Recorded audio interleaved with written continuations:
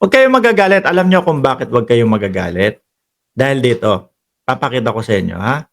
Papakita ko sa inyo para medyo gumaan-gaan yung mga pakiramdam ninyo. Ito, oh. Ayan. Oh. Para gumaan-gaan yung pakiramdam nyo. Hindi nga, oh. Seryoso ako, oh. Si Banat Bay, medyo, medyo mainit din ang ulo nun. Banat Bay, panoorin mo to. A closer look, no? The ICC Detention Center. Kumbaga, ay, mga bossing, ito, standard cell, mga kababayan, standard cell.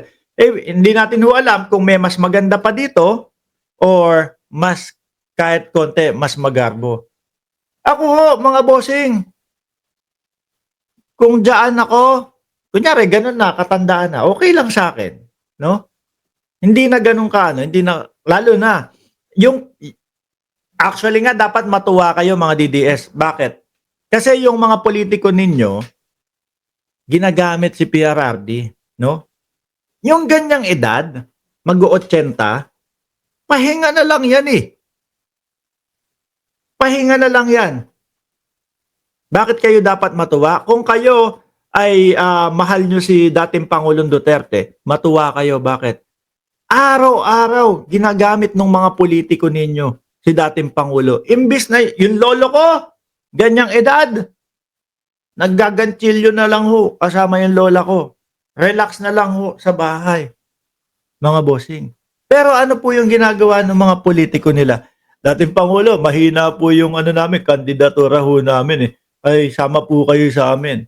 Kasi pag wala yung dating Pangulo, walang pupunta doon sa mga campaign rally nila. Di ba? Walang pupunta doon sa mga campaign rally nila. Ngayon, eto, pahinga. Di ba? Pahinga. Ayaw nyo ba yun? Dapat nga, nire-request nyo doon sa mga politiko nyo, uy, wag nyo nang isasama si dating Pangulong Duterte kasi matanda na yan, pagod na yan. Nakita nyo kapag ka naglalakad doon sa mga campaign rally, tagilid na, pag ganun na. O, kung ako ho, ganun katanda, sasabihin ko doon sa mga mag-aakay pa sa akin para ganun. Kaya nyo na yan, malalaki na kayo, no? I-ano nyo na, kumbaga, iraos nyo na yung sarili nyo na hindi nyo na ako kailangan kasama. Tingin ko matutuwa ang dating Pangulong Duterte dito eh. Bakit to?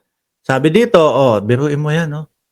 Habang buhay na kaya siya dito? Kung sakali, no? Kung sakali, guilty, habang buhay na siya dito? Mga kababayan? Ako, masaya ako kung ganong edad. Sasabihin ko pa sa pamilya ko, huwag kayong mag-alala, tignan nyo nga, kami namang matatanda. Ano kami, konting lakad, upo, higa. Diba? Ganun ho, mga kababayan, yung matatanda. Upo. Siguro kung makakapag-request siya nung tumba-tumba, sabi ko ho sa inyo. May TV naman, parang may TV akong nakita, banda ho dito. Kasi, nakita ko ho, mga bossing, yung higaan, kainan, malinis. Tapos dito ho banda, meron pong meron po dito banda, meron pong kasilyas. May toilet ho, no? Tapos merong parang TV. Yan po yung gusto ng matatanda ngayon. Actually, hindi ngayon. Yung matatanda, lahat nasa bahay na lang. Nasa loob na lang nagpapahinga. Ayaw nyo pa yan? Nire-request nyo pa sa Pilipinas, sa Pilipinas.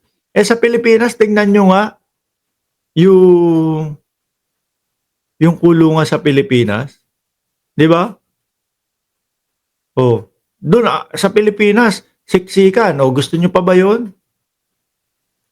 Basahin natin to. A detained person has, kung ano daw yung meron, access to fresh air. Biruin nyo. Makakapag-sports. Hindi na kaya ng dating Pangulo yan. Recreational and activities and sports. Kumbaga, makakalabas din. No? Para lang nasa home for the aged to, mga kababayan.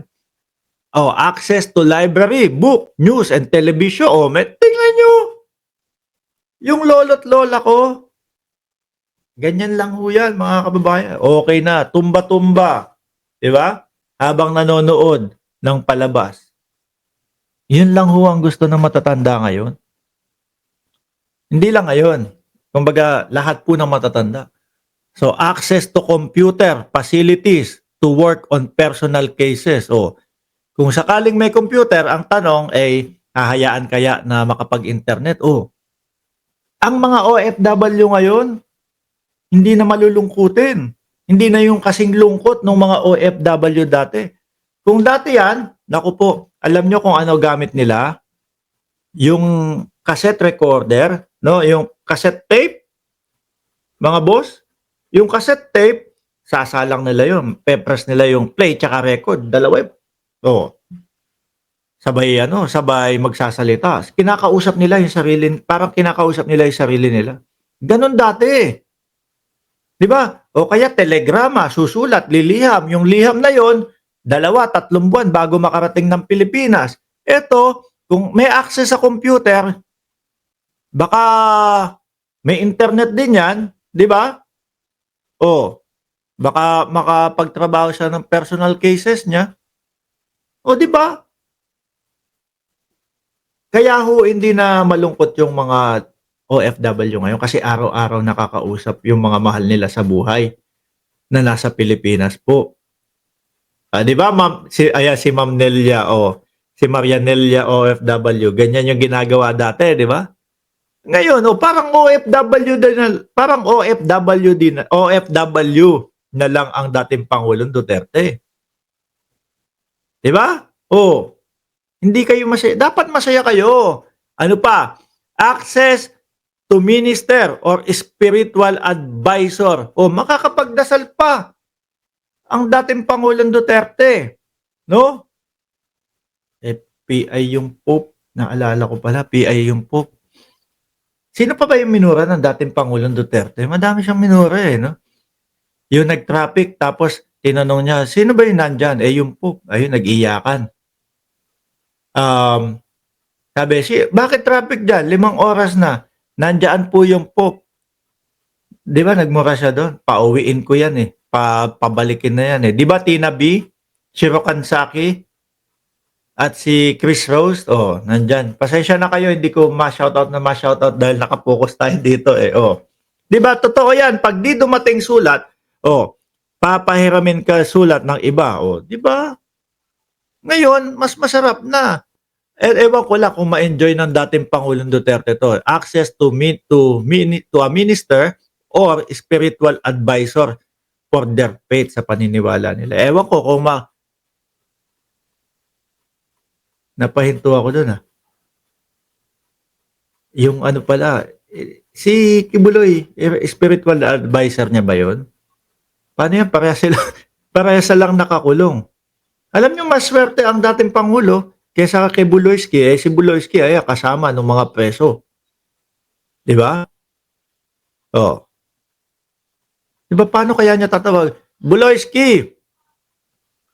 Paano ba? Ay nako, access to suitably prepared food. Mukhang want to sawa pa yung pagkain.